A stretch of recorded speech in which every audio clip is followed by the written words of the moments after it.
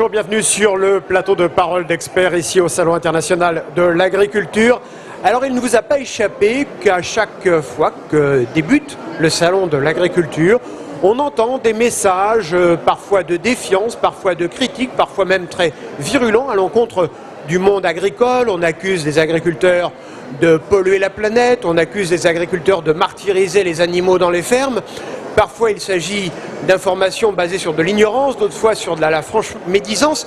À quoi est dû ce que l'on pourrait appeler l'agribashing? C'est ce que nous allons voir avec nos invités. Eddy Fougier, bonjour. Bonjour. Vous êtes sociologue, vous avez suivi particulièrement ces questions d'agribashing dans le monde agricole. Et Stéphane Sanchez, bonjour. Bonjour. Vous êtes directeur de la FRSEA, la Fédération régionale des syndicats d'exploitants agricoles du Grand Bassin parisien. Alors, on va commencer avec vous, Stéphane. Chaque année, on a l'impression que ça devient quasiment un passage obligé. 15 jours avant le salon de l'agriculture, il y a une affaire, il y a quelque chose qui sort. On a eu l'émission sur le glyphosate sur France Télévisions, on a eu l'affaire de la viande, des importations de viande de Pologne. C'est un fait du hasard? Alors, si ça ne pouvait se faire que 15 jours avant le salon de l'agriculture, j'aurais tendance à dire le mal serait moindre.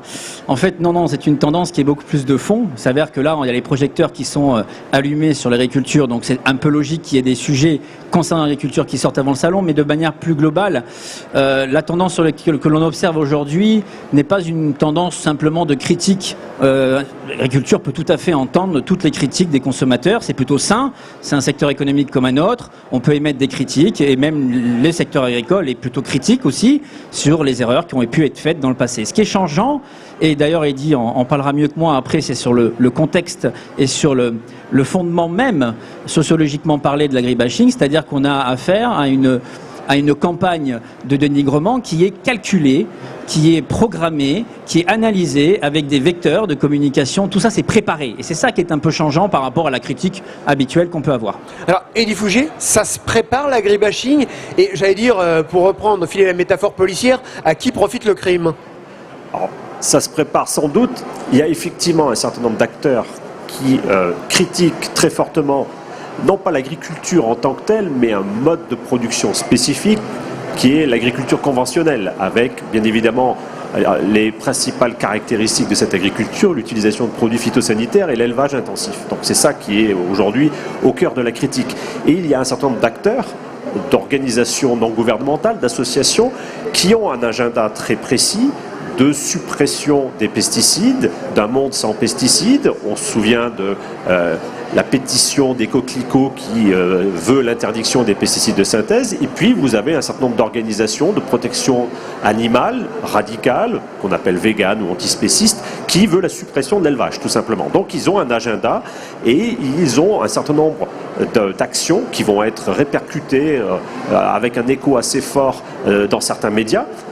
Effectivement, il suffit de voir les émissions d'Élise Lucet qui répercutent un petit peu la vision d'un certain nombre d'organisations comme Génération Future, et ça a un impact sur l'opinion publique qui, effectivement, se montre un petit peu préoccupée en termes d'impact pour la santé, pour l'environnement et pour le bien-être animal des productions agricoles. Mais ce qui est fou, c'est qu'on a l'impression que l'opinion publique fonctionne assez bien, est assez à l'écoute de ces messages, et en revanche, quand on essaye de prouver le contraire, c'est le cas notamment sur certaines études d'un scientifique notamment, où il a été démontré que ces études étaient biaisées, le message, on n'arrive pas à l'intégrer. On n'arrive pas à entendre le contre-pouvoir, la contre-parole. Oui, parce qu'on est sur un clivage entre l'émotion et la raison. C'est comme une rumeur. La rumeur, effectivement, elle est très contagieuse. En revanche, le communiqué qui va remettre en cause la rumeur, c'est quelque chose de technique, froid, scientifique, qui ne porte pas, effectivement. Et là, vous faites référence à l'étude de Seralini. On se souvient des photos dans le Nouvel Obs à l'époque, de ces tumeurs de rats très spectaculaires. Effectivement, c'était pour créer un choc. Ça a très bien fonctionné, d'autant que cette étude avait été également suivie de la diffusion d'un film sur la télévision, d'un film sorti au cinéma. Donc je dirais il y avait toute une campagne, un plan média, comme on pourrait dire, qui avait été mené et particulièrement efficace.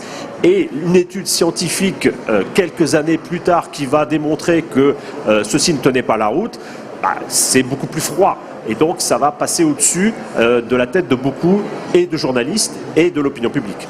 Alors Stéphane Sanchez, comment on peut faire? Parce qu'on se rend bien compte aussi quand on vient ici au Salon de l'Agriculture que y a un peu d'amour vache entre l'opinion publique et le monde agricole. On adore les agriculteurs, mais on adore aussi les détester. Alors, en fait, on peut s'appuyer, et comme vous dites, l'amour vache, c'est je t'aime moi non plus. Ce serait simple de dire ça. En fait, c'est beaucoup de je t'aime et quelques questions qui sont effectivement soulevées et sur lesquelles nous devons apporter des réponses. Beaucoup de je t'aime parce que l'opinion publique est très, très, très largement favorable à l'agriculteur dans sa conception de laborieux, de personne qui sait s'investir, avec qui est une personne de confiance. Et ça, les derniers sondages le prouvent encore et c'est stable depuis 10 ans. C'est-à-dire que le capital sympathie, le capital confiance, c'est là. Après, c'est tout à fait normal d'avoir aussi des interrogations sur les modes de production et sur les modes de consommation. Ça, ce n'est pas gênant en soi. Ce qu'il faut faire aujourd'hui, et la réponse professionnelle qui est à apporter, c'est de donner la parole à ceux qui font, c'est-à-dire remettre de l'humain et de l'émotion lorsqu'on est dans la doute, dans la peur alimentée par l'agribashing. La technique n'a plus rien à voir, la science n'a plus rien à voir. On n'écoute pas des arguments scientifiques qui s'opposent à d'autres arguments scientifiques. On souhaite effectivement écouter ceux qui font et ceux qui amènent une caution professionnelle. Et c'est vraiment l'angle d'attaque que l'on souhaite faire au niveau du Grand Bassin parisien. Donc il faut vous aviez des communicants, maintenant il faut, comme dans certaines entreprises, des communicants de crise par exemple? Il faut des agriculteurs qui prennent la parole parce qu'il s'est avéré que sur la communication sociétale, c'était pas forcément un angle d'attaque de la profession. On a eu de la communication syndicale, de la communication métier, communication positive, les fermes ouvertes, tout ça. La communication sociétale, c'est-à-dire répondre aujourd'hui aux préoccupations des consommateurs sur tous les axes. Ce qu'on fait, le faire savoir et le savoir-faire, c'est un peu nouveau et c'est vraiment sous cet angle-là qu'il faut qu'on rentre maintenant. Eddy Fougier, est-ce que c'est pas un peu tard malheureusement parce que les opposants, le sillon il est creusé depuis longtemps? Non, je ne pense pas que ce soit tard parce qu'il y a, je dirais, comme l'a dit Stéphane, les fondamentaux sont plutôt bons. Les agriculteurs restent très populaires, même quand ils se mobilisent. Il faut faire attention aussi aux effets d'annonce dans les sondages, entre ce que disent les gens et ce qu'ils font une fois en rayon.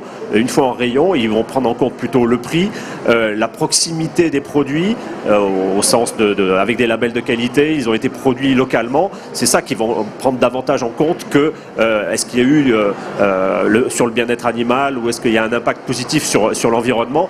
Donc je dirais les fondamentaux sont bons. Il faut sans doute... C'est nécessaire que les agriculteurs informent davantage, fassent davantage preuve de pédagogie, communiquent effectivement davantage. Et quand je parle des agriculteurs, c'est vraiment les agriculteurs de la base. On le voit sur les réseaux sociaux, on le voit sur des plateformes comme YouTube. Et sans doute également qu'il y ait une revalorisation, par exemple, de la science, parce que en général, ce qui est critiqué, c'est l'expertise scientifique avec la collusion supposée avec des entreprises comme Monsanto. Et donc, je pense qu'il y a un travail aussi à faire du côté des autorités publiques et des autorités sanitaires dont les avis ne sont pas toujours respectés par le gouvernement. En conclusion, Stéphane Sanchez, on voit que pour les agriculteurs, il y a des formations pour être les plus performants, formations pour être les plus innovants. Peut-être aussi qu'à l'avenir, il faudra une formation pour être de bons communicants. Alors oui, la communication, il suffit déjà de s'imaginer que rien que par la façon qu'ils ont de s'exprimer, la façon qu'ils ont de montrer leur activité, ça suffit. L'émotion, vous savez, c'est la vérité, c'est la sincérité. On n'attend pas des agriculteurs d'être des politiques. On attend tout simplement d'eux qu'ils soient beaucoup plus présents dans l'explication de texte. C'est clair. Tout simplement en commençant par dire, voilà, vous avez une gamme de produits, d'accord ? Une gamme de produits a des prix différents. Si effectivement vous voulez du label rouge, c'est plus cher que sur un produit standard. Et pour le produire standard, ce n'est pas forcément du bas de gamme. C'est un standard de gamme, mais c'est un produit de qualité. Bas de gamme ne veut pas dire fin de la qualité. C'est un peu là où on veut nous emmener. Monter en gamme parce que le bas de gamme, c'est de la mauvaise qualité. Vous allez mourir, si je le fais courte. Voilà, écoutez, merci messieurs de nous avoir apporté ces précisions. Vous voyez, les agriculteurs ont le savoir-faire, reste pour eux maintenant à avoir le faire savoir. À bientôt.